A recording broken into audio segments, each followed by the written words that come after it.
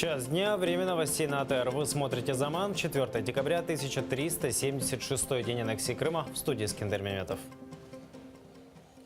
Украинских силовиков помирят в Вашингтоне. По словам посла Украины в США Валерия Чалова, в американской столице со вчерашнего дня находится директор антикоррупционного бюро Артем Сытник. Вскоре должны прилететь руководитель специальной антикоррупционной прокуратуры Назар Холодницкий и заместитель генпрокурора Евгений Енин. Громкий скандал между ГПУ и НАБУ разгорелся вокруг ситуации с заместителем руководителя Государственной миграционной службы. НАБУ утверждает, ГМС за взятки раздавала гражданство иностранцам. Чтобы доказать это, агенты бюро полгода следили за сотрудниками ведомства и попытались подкупить Дину Пимахову, заместителя главы ведомства. На этом этапе их остановили совместными усилиями СБУ и ГПУ. Генпрокурор Луценко операцию антикоррупционных детективов назвал незаконной провокацией. Впоследствии прокуратура опубликовала фамилии агентов бюро, работавших в том числе под прикрытием. Пикантности ситуации добавило то, что НАБУ операции проводят совместно с американским ФБР. Вероятно, поэтому выяснять отношения силовики собираются в Вашингтоне. Минимальная зарплата в Украине может вырасти до 4100 гривен. И это в следующем году. Об этом заявил президент Порошенко на форуме Объединенных общин в Киеве. По его словам, рост зарплат необходим для привлечения квалифицированных работников на украинских предприятиях. Сейчас страна и частный бизнес переживают дефицит специалистов, поэтому президент призывает руководителей предприятий постепенно приближать уровень зарплат к европейским показателям. За підсумками покращення інвестиційного клімату і надходжень до бюджету ми зможемо проаналізувати за підсумками півріччя або 3 кварталів і прийняти рішення про підвищення мінімальної заробітної платні до 4100 гривень. NewsOne за колючей проволокой. Со вчерашнего дня активисты блокируют один из въездов к телеканалу NewsOne. Они организовали баррикаду из мешков с песком, перегородили дорогу колючей проволокой. Люди требуют извинений за сепаратистские идеи, которые озвучивают в эфире телеканала. А вот официального владельца телеканала Евгения Мураева извинений за то, что революцию достоинства он назвал государственным переворотом. Протестующие также хотят, чтобы канал изменил свою политику с ватной прокремлевской на патриотическую проукраинскую.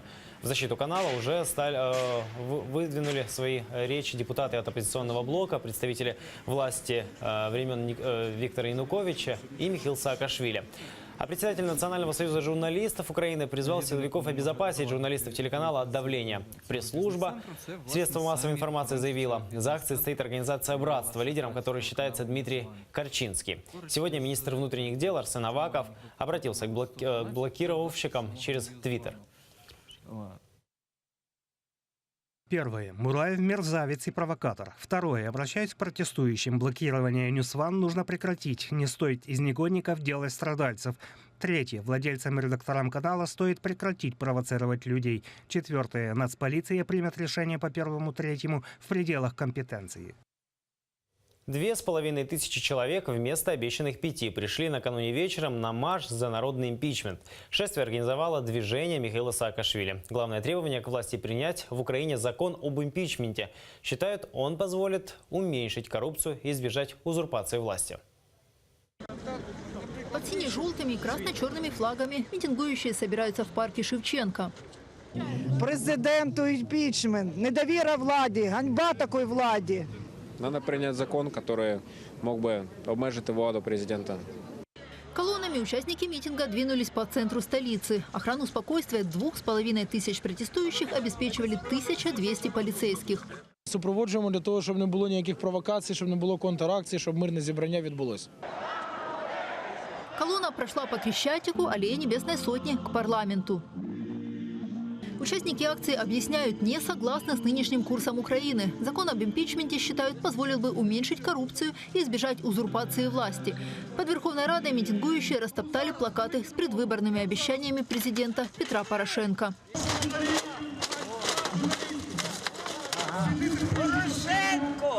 И уже на Европейской площади огласили свои требования. Организатор акции Михаил Саакашвили призвал депутатов принять законопроект об импичменте и антикоррупционном суде. У среднего класса Украины есть враг. У нас есть враг, и враг – это олигархи. Это наш враг олигархат. По его словам, импичмент – это возможность избежать еще одной революции. Без революції хочу. Ніхто не хоче революції. Хоче мирних змін на краще. Сейчас на украинцах наживаются олигархи, считают участники протеста, и угрожают радикальными мерами. Хтось з них опиниться в Монако, хтось з них опиниться в Ростові, хтось з них опиниться, сподіваюсь, на Шибениці, отут на Майдані.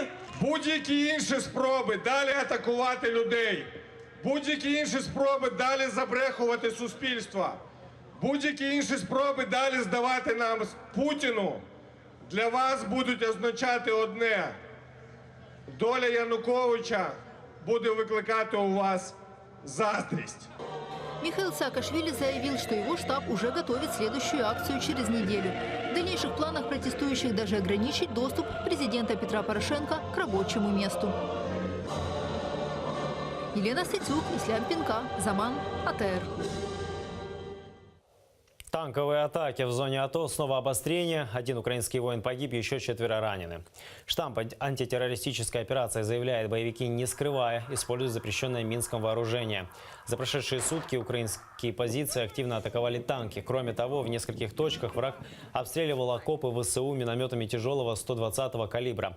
У Песок диверсионная группа боевиков пыталась штурмовать укрепленный район украинских военных, однако с потерями отошла.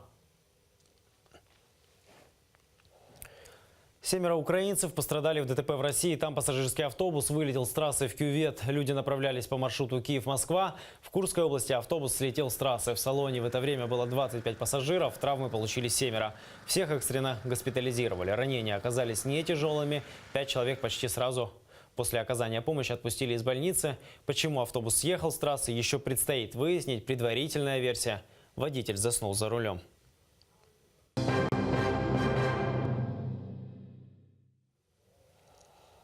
Военно-оккупационный суд Крыма прямо сейчас решает, где будут ожидать суда 6 обвиняемых по так называемому делу Хизбут-Тахрир – в СИЗО или под домашним арестом. Речь идет о ялтинской шестерке: Муслима Алиева, Эмиру Синокуку, Энвера Бекирова, Вадима Сюрука, Рифата Алимова и Арсена Джипарова. Оккупанты пустили на заседание родственников. Зайти в зал смогли 16 родных политзаключенных. Остальные, пришедшие поддержать политзаключенных, в зал не пустили. Несмотря на дождь, несколько сотен человек ожидали вердикта на улице. Я пришел, чтобы поддержать наших братьев, потому что они не террористы, не экстремисты. Если мы вот так не будем приходить, завтра каждому любому приведут и вот так заберут и будут судить, а мы все будем в окошко смотреть. Нам надо Аллаха бояться, а не тех козней, которые нам строят. Другие вопросы здесь абсолютно не рассматривались. Сейчас теперь до 1:30, да? Люди все. Так как их обвиняют в госперевороте и других таких статьях, они не надеются, что их кто-то отпустит, потому что государство и боится. Этих 4 ребят государство боится. Это государство, у которого есть оружие ядерное, огромная армия, государство, которое воюет в Сирии, в других горячих точках. Вот она боится 4 ялтинских ребят. Дата рождения 1 января. В терроризме дело уже забрала под свою юрисдикцию военные суды Ростова-на-Дону. Однако адвокаты обещают ходатайствовать, чтобы слушания все-таки проходили на полуострове. Их должны этапировать туда, потому что дело уже передано в Северокавказский окружной суд, оно уже находится в Ростове, это дело. Ну, его сюда, видать, опять привезли сейчас, опять. То есть они уже находятся под ведомством этого военного суда Ростова. Впервые за долгое время с арестованными увиделись и пообщались их родные. Говорят, несмотря на длительное заключение, мужчины в боевом духе и настроены на борьбу за справедливость. Нам удалось его увидеть, в том числе и других братьев, которых мы, нашего соседа знаем, Анварака. Выглядят все очень хорошо, несмотря на то, что они довольно-таки бледные, но состояние здоровья у всех удовлетворительное. Ну, Арсена немного мучает кашель его. Мы так и не получилось у нас в СИЗО добиться ему обследования. А так, в общем, держится хорошо, все улыбаются, все чувствуют поддержку джамата, все очень прочувствовали. Вот этим вот поговорить нам не удалось. Да. Несмотря ни на что, они в свою защиту достаточно аргументированно выступают, подают ходатайство, что не заслуживают они нахождения в СИЗО, и они тоже заинтересованы в исходе этого дела, чтобы сняты были все обвинения, чтобы рассмотрено было, что действительно они не имеют никакого отношения к тех лживых обвинениях, которые пытаются обвинения предъявить, да, такое. Сегодня всех братьев привезли сюда, мы их видели. Альхамдулилля, они нормально себя чувствуют, улыбаются, довольны, что увидели нас, мы довольны, что увидели их. Нам удалось увидеться, нам дали свидание за все это время в первый раз, за год и 10 месяцев. Не попали только я и старший сын. Международная организация Amnesty International призвала всех пользователей Facebook присоединиться к так называемому онлайн-шторму в поддержку Эмира Хусейна Куку. Он начался сегодня в 9 утра по киевскому времени. Участникам необходимо опубликовать на странице сообщения с хэштегом FreeKuku. Шум в социальных сетях поможет привлечь внимание к этому делу и даст возможность поддержать Эмира Хусейна Куку и его семью. Ця онлайн-акція триватиме сьогодні цілий день. Ми закликаємо людей шерити хештег «FreeKuku» або «Свободу Куку» і вимагати звільнення або писати від себе слова підтримки родині Еміра Хусейна Куку та всім кримським татарам, яким зараз так необхідна наша підтримка. Трое россиян бежали в Украину на прошлой неделе. Об этом сообщает украинская Госпогранслужба.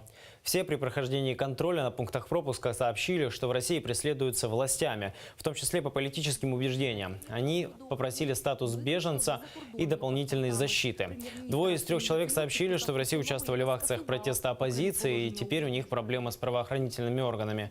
Людей в Украину пустили и направили в миграционную службу для оформления соответствующих документов. –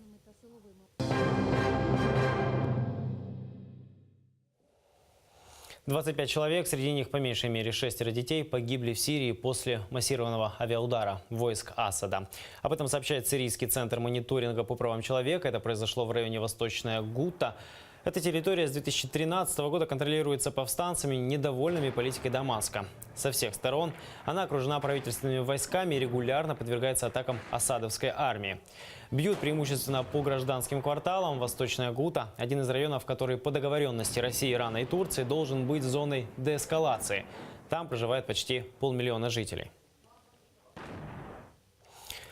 Российских спортсменов планируют допустить к зимним Олимпийским играм в Южной Корее, но исключительно в нейтральном статусе. Им могут запретить демонстрировать любую государственную символику.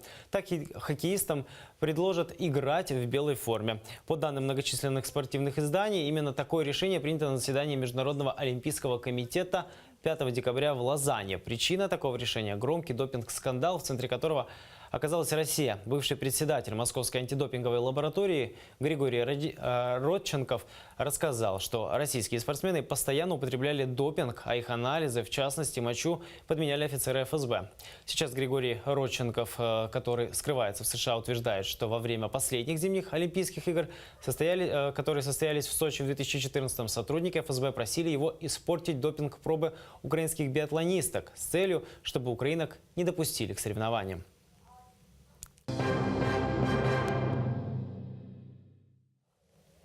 Видеоролик, посвященный столетию Курултая крымско-татарского народа, выпустило Министерство информационной политики. В ведомстве запустили целую медийную кампанию с целью рассказать, что такое Курултай и каково его историческое значение для крымско-татарского национального движения.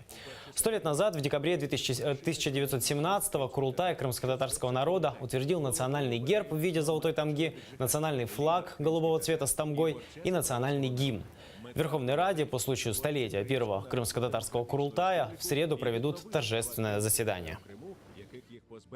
Та надбання першого Курултаю не були марними. Він служить взірцем високої політичної самоорганізації для кримських татар, які разом з українцями прагнуть побудувати успішну Україну.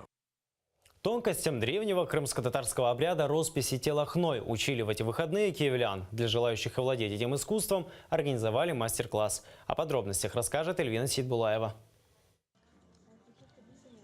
Роспись рук хной – один из самых красивых обрядов крымских татар. Всем тонкостям хочет научиться крымчанка Зарема Абдураманова. Рассказывает, ранее занималась флористикой. Теперь решила овладеть и этим искусством. Хочет узнать, что именно означают узоры. Узнала, что означает символ миндаль. Что означает миндаль? Это символ юной девушки. Тюльпан – это символ юноши. Я этого не знала раньше. Также символ гранат, нар, он означает достаток. БДМ все-таки красивее смотрится на фес. Знак крымских татар, то есть, который ассоциируется с женским началом. Скорее всего, нужно делать его поменьше, как цветочком. Я думаю, что будет намного симпатичнее и нежнее смотреться. Каждому участнику мастер-класса выдали хну и чистую бумагу. Сначала участники тренируются рисовать на бумаге и только потом на руке. Все узоры имеют свой смысл. Супруги-киевляне Инна и Евгений изобразили свою любовь. А сегодня муж нанес мне сердечко, а я ему и обручальное кольцо. Вот только что. Он будет чуть-чуть светлый, а потом потемнеет. Вот Кирилл, он мой сосед по парте, он добрый. Я думаю, что он скажет: ух ты, Настя, как красиво. Студентка Эмине рассказывает, еще в Крыму принимала участие в крымско-татарском обряде хнаги-джесы, девичники в ночь перед свадьбой. Дань крымско-татарским традициям. Каждый символ что-то обозначает. И я видела несколько раз, как рисовали невестам белых хной. То есть это очень символично, так красиво, мне очень нравится. Для росписи тела хной используются разные цвета. На руках невесты обычно она белая. В ежедневной жизни обычная. Рисунок на руке держится до 3 недель. В Крыму очень часто проходят такие мастер-классы, а тут это новшество. И хотелось бы донести нашу культуру. Цель этого мастер-класса была познакомить жителей Украины с культурой крымских татар. Эльвина Сидбулаева, Ислам Пинка, Заман, АТР. Это все новости к этому часу. Не пропустите следующий выпуск «Заман» на крымско-татарском языке с Мавилем Мухтаровой в 14:00. Будьте с нами.